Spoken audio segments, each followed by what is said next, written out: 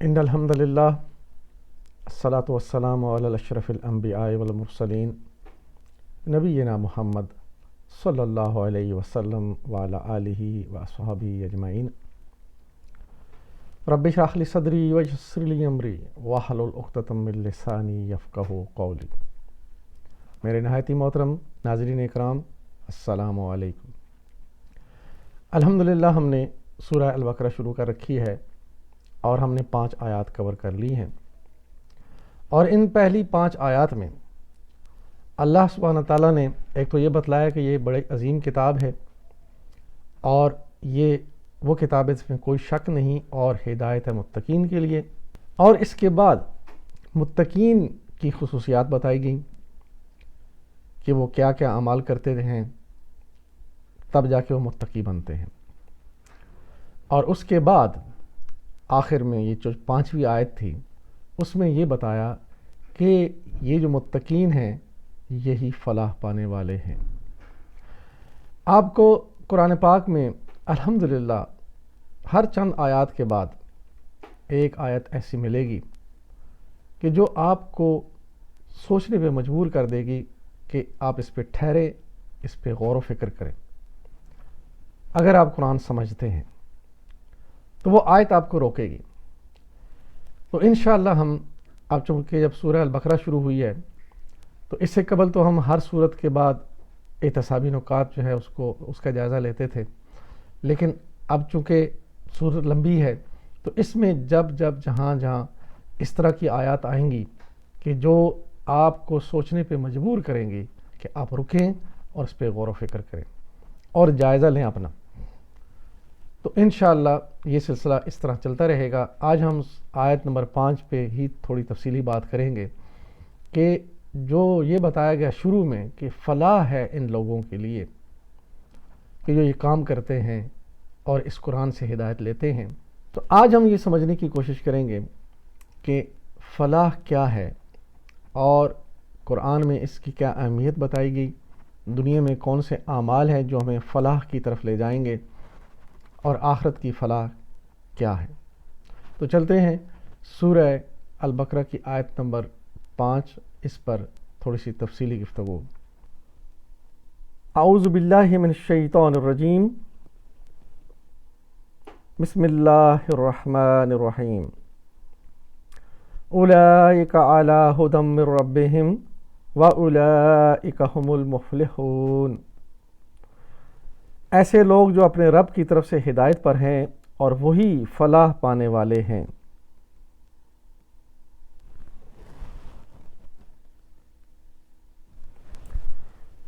یعنی کون سے لوگ؟ جن کی پچھلی آیات میں تفصیل گزری ہے اور جو یہ اعمال کرتے ہیں ویسے لوگ، اولئک۔ فلاح کیا ہے اس پہ بات ہوگی انشاءاللہ۔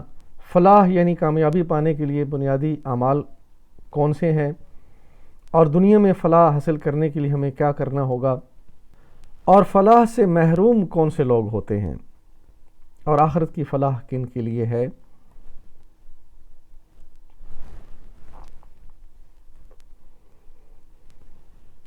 کامیاب ہونا، سب سے پہلے تو ہم یہ دیکھیں گے کہ فلاح کا لغوی معنی کیا ہے، اور قرآن کی جو اصطلاح ہے فلاح یعنی کامیابی، اس کے لیے کون کون سے الفاظ استعمال ہوئے ہیں۔ قرآن میں کامیابی کے لیے فازہ اور افلحہ کے الفاظ آئے ہیں۔ فازہ کسی مصیبت سے بچ جانا اور کسی محبوب چیز تک پہنچ جانا، سلامتی کے ساتھ بھلائی حاصل کرنا۔ جیسے اللہ سبحانہ تعالیٰ نے قرآن میں فرمایا وَمَنْ زُحْزِحَ عَنِ النَّارِ فَأُدْخِلَ الْجَنَّةَ فَقَدْ فَازَ، یعنی وہ جو آگ سے بچا لیا گیا اور جنت میں داخل ہو گیا، فلاح پا گیا، تو یہ ہے فاز۔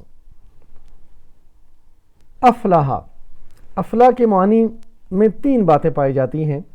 نمبر 1 پھاڑنا، نمبر 2 کامیابی، اور نمبر 3 بقا یعنی ہمیشگی۔ یہ تینوں مطلب ہیں۔ فلاح، کہ کسان جو بیج بونے کے لیے زمین کو پھاڑتا ہے، ایک پہلا مطلب پھاڑنا، اور فصل پکنے پر کامیابی سے ہمکنار ہوتا ہے، یہ اس کی کامیابی ہے، اور اپنی مراد کو پا لیتا ہے، یعنی اسے وہ کچھ حاصل ہو جاتا ہے جو حاصل کرنا چاہتا ہے۔ تو مطلب ہوا کسی کا اپنی محنت اور عمل کے ذریعے کامیاب ہونا، افلاح وہ کامیاب ہوا۔ تو یہ ہے کامیابی، اپنی محنت، اپنی کوشش اور اپنی تگ و دو سے جو کامیابی حاصل ہوتی ہے اس کو قرآن کہتا ہے یہ فلاح ہے۔ فلاح یعنی کامیابی پانے کے لیے بنیادی عمل کیا ہے؟ وَتُوبُوا إِلَى اللَّهِ جَمِيعًا أَيُّهَا الْمُؤْمِنُونَ لَعَلَّكُمْ تُفْلِحُونَ۔ سورہ النور ہے، اے مومنو تم سب مل کر اللہ سے توبہ کرو، توقع ہے کہ فلاح پاؤ گے۔ تو پہلا عمل کیا بتلایا گیا کہ تم سب مل کر اللہ سے توبہ کرو۔ جو لوگ یا جو قوم مل کر اللہ سے ہر بار میں ہر ہمیشہ توبہ استغفار کرتی ہے، اجتماعی طور پر اکٹھے ہو کر توبہ کرتے ہیں، اللہ تعالیٰ اس کو کامیابی دیتا ہے۔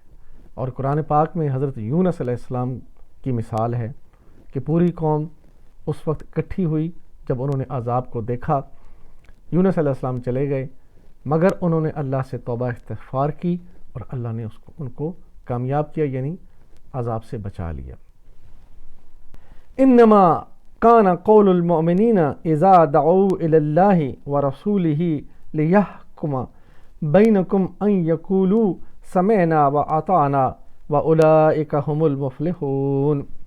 اب دیکھیں یہ دوسرا عمل کیا ہے کہ ایمان لانے والوں کا کام تو یہ ہے کہ جب اللہ اور رسول کی طرف بلائے جائیں تاکہ رسول ان کے مقدمے کا فیصلہ کرے، یعنی ان کے درمیان جو معاملات ہیں ان کو سلجھائے یا ان کے درمیان جو غلط عقائد ہیں ان کے فیصلے کرے، تو وہ کہیں کہ ہم نے سنا اور اطاعت کی۔ ایسے ہی لوگ فلاح پانے والے ہیں۔ تو اگلا عمل کیا ہے کہ اللہ کی طرف سے اور اللہ کے رسول کی طرف سے جو بات آئے اس پر کیا کرنا ہے؟ سمعنا و اطعنا، کہ ہم نے سنا اور ہم نے اس پہ عمل کیا۔ تو جب یہ کام کریں گے تو انشاءاللہ فلاح پائیں گے۔ تو یہ بنیادی چیزیں ہیں۔ اور اگلی بات کیا ہے فلاح پانے کے لیے بنیادی عمل؟ سورہ الاعراف، فَالَّذِينَ آمَنُوا بِهِ وَعَزَّرُوهُ وَنَصَرُوهُ وَاتَّبَعُوا نُورَ الَّذِي أُنزِلَ مَعَهُ أُولَئِكَ هُمُ الْمُفْلِحُونَ۔ جو لوگ اس نبی صلی اللہ علیہ وسلم پر ایمان لائیں اور اس کی حمایت اور نصرت کریں اور اس روشنی یعنی قرآن کی پیروی اختیار کریں جو اس کے ساتھ نازل کی گئی ہے، وہی فلاح پانے والے ہیں۔ دیکھیے یہ سورہ الاعراف کی ایک لمبی آیت ہے اور جس کا آخری حصہ ہے نبی اکرم صلی اللہ علیہ وسلم کے بارے میں فرمایا کہ جو لوگ اس نبی پر ایمان لائیں، پہلا عمل الحمدللہ وہ ہم کرتے ہیں، اور پھر کیا کریں؟ وَعَزَّرُوهُ یعنی ان کی حمایت نصرت کریں۔ عزا یعنی عزت دینا، ان کا دست و بازو بننا، ان کی قوت بننا۔ وَنَصَرُوا اور ان کی مدد کے لیے کھڑے ہو جانا۔ یہ کیا تھا؟ یہ بات صحابہ کرام نے سمجھی تھی اور وہ آپ کی نصرت اور آپ کی مدد کے لیے کھڑے ہوئے۔ اور پھر اگلی بات کہ وہ اتباع کریں اس نور کی جو ان کے اوپر نازل کیا گیا یعنی قرآن کی، اور یہ کام بھی صحابہ کرام نے خوب کیا۔ تو پھر اللہ سبحانہ تعالیٰ نے کیا فرمایا کہ یہی لوگ ہیں جو کامیاب لوگ ہیں۔ یہ بنیادی اعمال، ان میں سے نبی صلی اللہ علیہ وسلم پر پختہ ایمان اور ان کی حمایت اور نصرت اور قرآن کی پیروی، اس نور کی پیروی، تو یہی فلاح پانے والے راستے ہیں۔ اور پھر اگلی بات سورہ الحج میں، یا ایھا الذین آمنوا ارکعوا واسجدوا واعبدوا ربکم وافعلوا الخیر لعلکم تفلحون۔ اے لوگو جو ایمان لائے ہو، رکوع اور سجدہ کرو، اپنے رب کی بندگی کرو اور نیک کام کرو، شاہد کہ تم فلاح پا جاؤ یا شاید کہ تمہیں فلاح نصیب ہو۔ دیکھیں اس آیت میں یہ آیت السجدہ بھی ہے، اور آپ جب آپ کو موقع ملے اس کے اوپر ایک سجدہ بھی کریں، یقیناً کہ اللہ تعالیٰ کا احسان ہے کہ اللہ نے ہمیں یہ قرآن دیا۔ اے لوگو جو ایمان لائے ہو، رکوع اور سجدہ کرو اور اپنے رب کی بندگی کرو، یعنی نماز پڑھو باقاعدگی کے ساتھ۔ اور رکوع کے لیے اللہ تعالیٰ نے فرمایا وَارْكَعُوا مَعَ الرَّاكِعِينَ، رکوع کرو رکوع کرنے والوں کے ساتھ، یعنی کہ اجتماعی طور پر۔ تو جماعت کے ساتھ نماز پڑھنا فلاح کی طرف لے جائے گا، اور یہ اجتماعیت ہے اور ہر ایک کے لیے حکم ہے۔ تو اس لیے جب کوئی قوم اجتماعی طور پر اللہ کی بندگی کرتی ہے تو اللہ تعالیٰ اس سے خوش ہوتا ہے اور اس قوم کو سرخرو کرتا ہے۔ فلاح کے لیے اگلا عمل کیا ہے؟ سورہ الشمس میں فَأَلْهَمَهَا فُجُورَهَا وَتَقْوَاهَا قَدْ أَفْلَحَ مَنْ زَكَّاهَا وَقَدْ خَابَ مَنْ دَسَّاهَا۔ پھر اس کی بدی اور اس کی پرہیزگاری اس پر الہام کر دی، یقیناً فلاح پا گیا وہ شخص جس نے نفس کا تزکیہ کیا، اور نامراد ہوا وہ جس نے اس کو دبایا۔ اللہ سبحانہ تعالیٰ فرما رہے ہیں کہ جب اللہ نے انسان کو پیدا کیا تو اس کے اندر اس کا فجور اور اس کا تقوی دونوں اللہ تعالیٰ نے ودیت کر دی، دونوں انسان کے اندر موجود ہیں۔ جس نے اپنے تقوی کو بڑھایا، اور تقوی بڑھانے کے لیے کیا ہے؟ تزکیہ نفس۔ اور تزکیہ نفس کیا ہے؟ اللہ سبحانہ تعالیٰ نے اپنے نبی کے لیے فرمایا کہ یہ نبی اللہ نے بھیجا کہ جو تمہارے اوپر کتاب کی تعلیم، یعنی قرآن کو پڑھ کے سناتا ہے، اس کی تعلیم دیتا ہے اور تمہارے لیے تزکیہ نفس کرتا ہے۔ تزکیہ نفس کے لیے عوام کے اندر یا ہمارے مسلمانوں نے بہت زیادہ یہ ٹھوکریں کھائی ہیں، اور اس کو حاصل کرنے کے لیے طرح طرح کے جو صوفیوں نے طریقے بتائے ہیں، اور پھر وہ اس سے چونکہ قرآن و حدیث سے وہ ہٹ گئے، اور جب ہٹ گئے تو پھر ہٹتے ہی چلے گئے۔ تو تزکیہ نفس قرآن کو سمجھنا، اس پہ عمل کرنا اور نبی اکرم صلی اللہ علیہ وسلم کی ہدایت پر چلتے جانا، یہی تزکیہ نفس ہے، اور یہی کچھ صحابہ کرام نے کیا تھا۔ تو اسی کی تعلیم ہے کہ جو اپنے نفس کی تزکیہ کرے گا وہ کامیاب ہو جائے گا، اور جو اس کو دبائے گا، جو اپنے فجور کو بڑھائے گا، وہ ناکام ہو جائے گا۔ تو کامیابی حاصل کرنے کے لیے اللہ کی اور اللہ کے رسول کی بات ماننی ہوگی۔ اور پھر اگلی بات سورہ تغابن میں ہے فَاتَّقُوا اللَّهَ مَا اسْتَطَعْتُمْ وَاسْمَعُوا وَأَطِیعُوا وَأَنفِقُوا خَیْرًا لِأَنفُسِکُمْ وَمَن یُوقَ شُحَّ نَفْسِهِ فَأُولَٰئِکَ هُمُ الْمُفْلِحُونَ۔ جہاں تک تمہارے بس میں ہو اللہ سے ڈرتے رہو اور سنو، اطاعت کرو اور اپنے مال خرچ کرو، یہ تمہارے ہی لیے بہتر ہے۔ جو اپنے دل کی تنگی سے محفوظ رہ گئے بس وہی فلاح پانے والے ہیں۔ تو دیکھیں اس میں سب سے پہلے تقوی کا ذکر ہے، اور پھر وہی بات سنو اور اطاعت کرو، اور پھر اگلی بات ہے اپنے مالوں کو خرچ کرو اور دل کی تنگی سے بچ جاؤ۔ دل کی تنگی جو ہے یہ انسان کو جہنم میں لے جاتی ہے۔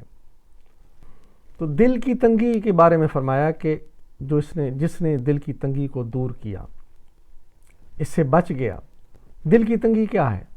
کہ انسان کے دلوں ہی کے اندر ساری خواہشات پیدا ہوتی ہیں، اور سب سے بڑی خواہش مال کی محبت، اور مال کی محبت ہی میں انسان جو ہے وہ بھٹکتا چلا جاتا ہے، اللہ کے دین سے دور ہوتا چلا جاتا ہے۔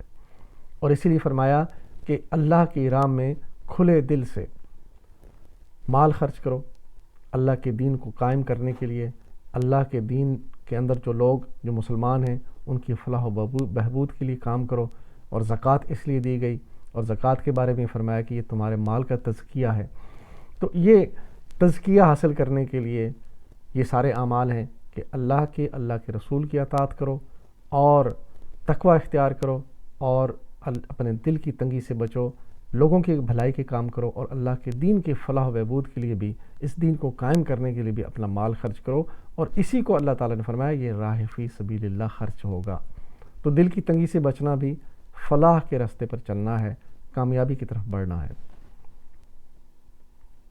اور دنیا میں فلاح پانے کے لیے کیا ہوگا؟ اب یہ دوسرا نقطہ ہے، سورہ المائدہ، یا ایھا الذین آمنوا انما الخمر والمیسر والانصاب والازلام رجس من عمل الشیطان فاجتنبوہ لعلکم تفلحون۔ اے لوگو جو ایمان لائے ہو، یہ شراب اور جوا اور یہ آستانے اور پانسے، یہ سب گندگی یعنی شیطانی کام ہیں، ان سے پرہیز کرو، امید ہے کہ تمہیں فلاح نصیب ہوگی۔ شراب، جوا، آستانے، پانسے، یہ دیکھیے ہمارے معاشرے میں چل رہا ہے۔ شراب کو تو لوگ کسی حد تک مانتے ہیں، اس پہ یقین بھی رکھتے ہیں کہ یہ بالکل گناہ کا کام ہے، بالکل اس کی طرف نہیں جائیں گے۔ لیکن اگلی بات جو فرمائی گئی، جوا اور آستانے اور پانسے، یہ جوا، آستانے اور پانسے کیا ہیں؟ جوا دیکھیں، اس کا مفہوم بڑا وسیع ہو سکتا ہے، یعنی غلط طریقے سے مال کمانا بھی ایک جوا ہے۔ اور پھر آستانے کیا ہیں؟ کہ اپنی قسمت کے حال معلوم کرنے کے لیے، اس میں دیکھیں کہ ہمارا معاشرہ کتنے آگے بڑھ چکا ہے، اور آج میڈیا میں بٹھا کر اور یہ پریڈکشن لی جاتی ہے کہ کون سی ٹیم جیتے گی، کل کیا ہوگا، اور یہ لوگ جو معاشرے میں کسی زمانے میں ان کو کوئی پوچھتا نہیں تھا، آج ان کو بڑا عزت اور بڑا مقام دیا جاتا ہے۔ اس کے لیے حدیثوں میں بڑی سخت وعید آئی ہے کہ جو یہ کام کرے گا اس کے 40 دن کی نمازیں اس کی قبول نہیں ہوں گی۔ تو فلاح تو دور کی بات ہے، کامیابی تو دور کی بات ہے۔ تو دنیا میں جب ہم ان اعمال میں جا پڑے تو پھر ہم یقیناً ٹھوکریں کھاتے رہیں گے، ہم کبھی فلاح نہیں پائیں گے، دنیاوی دور پر بھی ہم پیچھے رہیں گے، اور آخرت تو بالکل بھی نہیں بنے گی۔ اگلا عمل دنیا میں فلاح پانے کے لیے سورہ آل عمران میں اللہ تعالیٰ فرماتے ہیں، یا ایھا الذین آمنوا لا تاکلوا الربا اضعافا مضاعفۃ واتقوا اللہ لعلکم تفلحون۔ اے لوگو جو ایمان لائے ہو، یہ بڑھتا چڑھتا سود کھانا چھوڑ دو اور اللہ سے ڈرو، امید ہے کہ فلاح پاؤ گے۔ وہ قوم کیسے فلاح پائے گی کہ جس کے حکمران سودی کاروبار کے بارے میں کہتے ہیں کہ اگر ہم نے یہ نہ کیا، سودی کاروبار بند کر دیا تو ہم ڈوب جائیں گے۔ اللہ تو کہہ رہا ہے کہ تمہیں فلاح مل جائے گی۔ اللہ تعالیٰ نے قرآن میں فرمایا کہ جو سود کا کاروبار کرے گا، اللہ اور اللہ کے رسول کے ساتھ اس کی جنگ ہے، اور نبی صلی اللہ علیہ وسلم نے بھی اس کے بارے میں سخت وعیدیں جو ہیں وہ اپنے ارشادات میں بتلائی ہیں۔ لیکن ہم ہیں کہ اس کام کو چھوڑنے کے لیے تیار نہیں ہیں، تو پھر ہم فلاح کیسے پائیں گے؟ تو یہ ہے فلاح پانے کا طریقہ کہ سود کو چھوڑ دو۔ فلاح سے محروم لوگ کون ہوں گے؟ سورہ یونس ہے، فَمَنْ أَظْلَمُ مِمَّنِ افْتَرَىٰ عَلَى اللَّهِ كَذِبًا أَوْ كَذَّبَ بِآيَاتِهِ إِنَّهُ لَا يُفْلِحُ الْمُجْرِمُونَ۔ پھر اس سے بڑھ کر ظالم اور کون ہوگا جو ایک جھوٹی بات گھڑ کر اللہ کی طرف منسوب کرے یا اللہ کی آیات کو جھوٹا قرار دے، یقیناً مجرم کبھی فلاح نہیں پا سکتے۔ دیکھیے یہ بات بڑی اہم ہے، اور ہمارے معاشرے میں اللہ پر جھوٹ باندھنا، اللہ تعالیٰ کے نبی پر جھوٹ باندھنا اور آیات کو جھٹلانا، یہ وہ لوگ کام کر رہے ہیں جو دین کی اپنے طور پر دین کی خدمت کر رہے ہیں۔ اپنے طور پر وہ خود سو کالڈ جو ہے وہ دین کے خدمت کار بنے ہوئے ہیں، لوگوں کو اللہ سے دور کرتے ہیں، اللہ کے نبی سے دور کر رہے ہیں، اللہ کے اس دین سے دور کرنے والے لوگ ہیں۔ یہ لوگ کیسے فلاح پائیں گے؟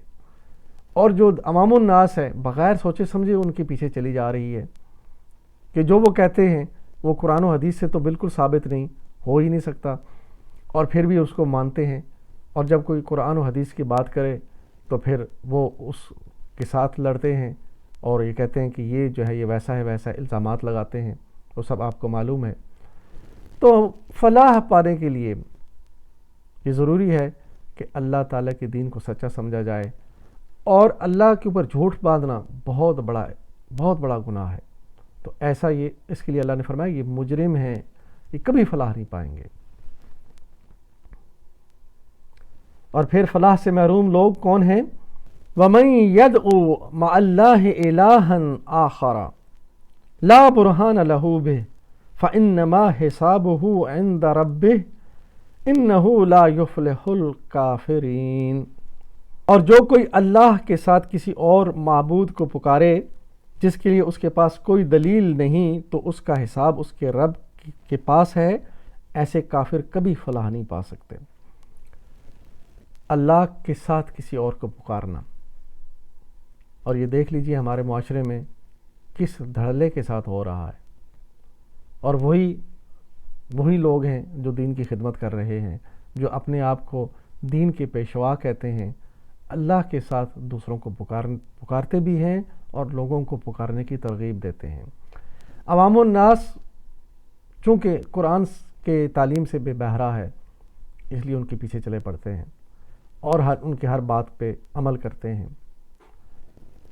یہ دیکھ لیجیے کہ اللہ نے کہہ دیا کہ جو اللہ کے علاوہ یا اللہ کے ساتھ کسی اور کو پکارے گا کبھی فلاح نہیں پا سکتا۔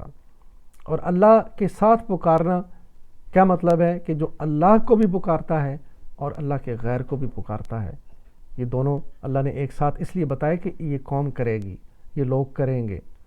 اور یہ لوگ کہتے ہیں جی ایمان والا شرک نہیں کر سکتا، مسلمان شرک نہیں کر سکتا، تو یہ دیکھیں کیا ہو رہا ہے۔ اللہ نے اس کو شرک کہا کہ اللہ کے ساتھ کسی اور کو پکارنا۔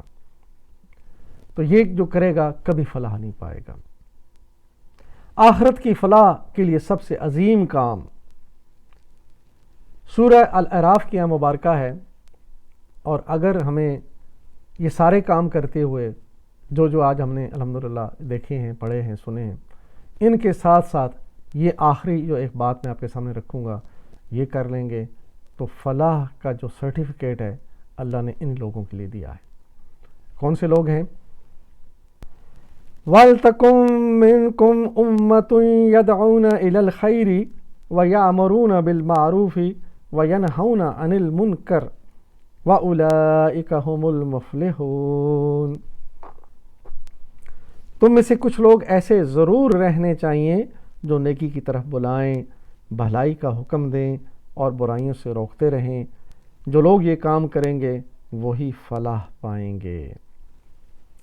دیکھیے، اللہ کے دین کو سمجھنا اور سمجھ کر اس کو دوسروں تک پہنچانا، یہ بہت بڑا کام ہے۔ یہی لوگ ہیں جن کے بارے میں اللہ تعالیٰ کہہ رہے ہیں کہ یہ فلاح پانے والے ہیں۔ تو دیکھ لیجئے قرآن پاک کے شروع میں جو ہدایت کے بارے میں فرمایا کہ یہ ہدایت والی کتاب ہے، متقین کے لیے ہدایت کا راستہ ہے، اور وہ یہ اعمال کرتے ہیں، ایمان لاتے ہیں، غیب پر لاتے ہیں ایمان، اور اللہ تعالیٰ کے لیے جو ہے وہ عبادت یعنی نماز کو قائم کرتے ہیں، اس کے دیے میں سے خرچ کرتے ہیں، اور جو آپ سے پہلے اترا اس پہ بھی ایمان لاتے ہیں، اور پھر وہ آخرت پر یقین رکھتے ہیں۔ وہ ساری خصوصیات والے کون سے لوگ ہیں؟ فلاح پانے والے، وَأُولَئِكَ هُمُ الْمُفْلِحُونَ۔